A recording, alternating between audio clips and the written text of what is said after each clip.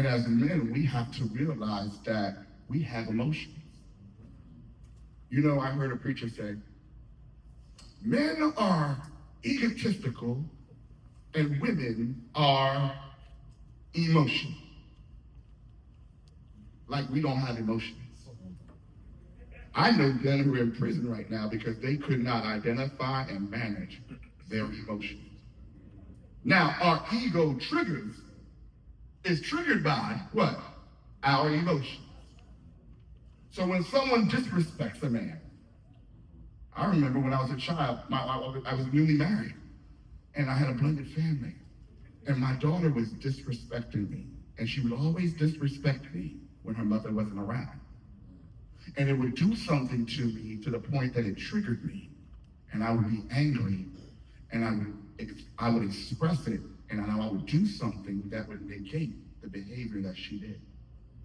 It got to the point that I was in a 9-year separation because I did not understand my emotions. When I was in an argument with my wife and I had a water bottle on the table and I went, boom, and the top of the water bottle flew up and the water spilled out, that's when I realized that I had an anger problem. And I had to learn how to address that. I was not an angry person, but I was by myself most of the time. And now I'm put into a family dynamic where it's more than just me.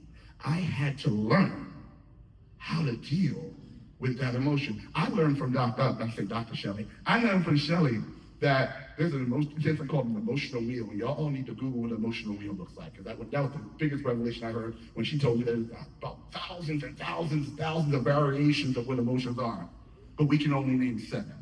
Angry, happy, sad, joyful.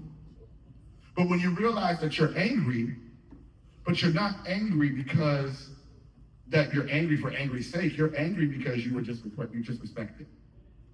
You were angry because you could not communicate or express yourself. You were angry because you were discouraged, right? But when we realized that there were so many different versions of that emotion, then we learned that for each response, there is a different reaction and a different response to dealing with each one of those.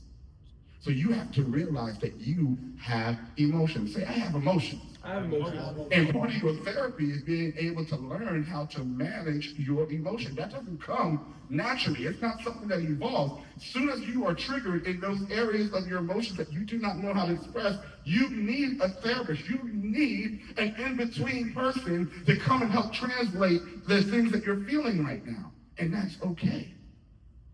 So I'll give you a last acronym before I get off the stage. HEAL. Heal. When I realized I had an anger problem, I didn't condemn myself. I had to realize I needed help. So I said, help myself. So that's what H is, help myself. Say help myself. Help myself. You know, the biggest beginning of your journey, man, is realizing that you don't have all the answers, and it's okay that you don't have all the answers, but it's not enough for you to realize that you don't have the answers. You need to be able to have enough humility to say, I need help. Say help. Help. And that's the beginning of your healing journey, is when you realize that I need to feel and put some expression to what's going on in my life. E is encourage yourself. Say encourage yourself. Encourage yourself. Because in this beginning of you understanding that you are in a healing process, it is going to be a lonely thing. Like the brother said earlier today, when you're going through a tragedy, everybody's around you in the beginning, but when your tragedy lasts longer than 3 weeks, you find yourself by yourself, and you need to be able to encourage yourself. Say encourage yourself. Encourage yourself. Because this is going to be a lonely journey, but you know that you're able to get through the journey because you realize that you were never alone to begin with. And with the proper help on the journey, the cross is, I get my cross here, I get my help from above, and I get my help from my friends and the people that care about me the most. Okay? A is accept yourself. Say accept yourself. Accept yourself. How many of y'all are perfect in the room? How many of y'all are floating? How many of y'all are walking on water? That's the brother raised his hand, been called out like 10 times this day. He said, I'm perfect. Yes, you know, a good, healthy self-esteem is good, but you gotta be realistic with that thing, right? So you gotta be able to accept yourself. You gotta be able to realize that you're not perfect, that as a man, we're gonna mess up. And even though sometimes everybody else can mess up in the house, but when you mess up, you realize that the roof goes off the house. Yeah. So you realize that it's important that I don't mess up, but if I do mess up, I gotta accept that thing and I gotta own it and realize that I gotta accept myself flaws and all, and I'll get accountability for that. We need accountability in our healing. The last letter is love yourself. Love. Say love myself. Love myself. I love me some me. I feel like weird saying this in front of a bunch of men, but I just took me 49 years to realize that I was a sexy black man of chocolate scent. I ain't attracted to none of y'all. My wife is home. But I had to realize that. Because if you don't love yourself, you can't receive love from other people. When you don't love yourself, what happens is you give permission for people to love you any old way. But when you love yourself, flaws and all, that is the highest definition of your self-care. So I'm out of my time, and I want to say I am going to maintain my healing. I'm going to make space. I can't believe it, y'all. I'm going to make space. I'll make space to heal. To heal. So I'm going to open it up for questions. So if you have any questions or anything that you want to learn about what happened, we can go in there. Anything I missed, I can probably share any answers. Any questions? Yes, sir, in the back. Yeah, space, that was an acronym, right? Yes. What was the S and P? Spiritual. And the second one is personal boundaries and personal health.